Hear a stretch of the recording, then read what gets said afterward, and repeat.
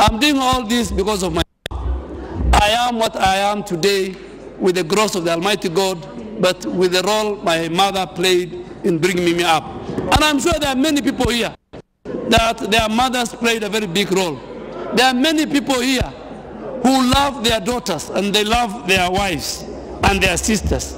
Please help us this bill. The Honorable Millie Odhiambo came as a nominated member of parliament. And I want to confirm that if there is any other member in this house apart from Honorable Duale who has brought as many bills as Millie Odhiambo in this house, I am yet to see that honorable member. Probably Honorable Amos Kimunya when he was a cabinet minister. But the rest of us are trying to catch up with Honorable Millie Odhiambo in terms of introducing bills to this house. Mr. Speaker, I will give the example of Martha Wangari, who was nominated to the Senate in the last parliament. She is now representing a single member constituency. What Kenyans are getting worried of, Mr. Speaker, is how these women will be nominated. Because I know for a fact that women suffer in the hands of party leaders, the chairman of the parties, the secretary generals of the parties.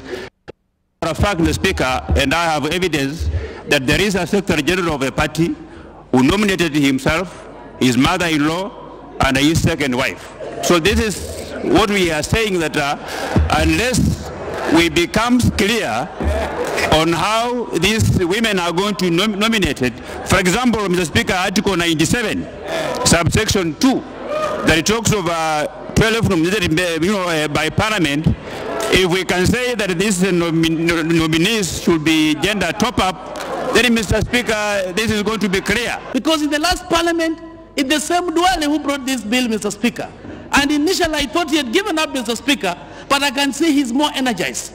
And I want to thank the Kenyans, because when you do a trend analysis, Mr. Speaker, in the last Parliament, the number of women who were elected in single constituencies, they were actually 16, Mr. Speaker. But in this current Parliament, we went up to 24. This is to show that there's that progression, Mr. Speaker.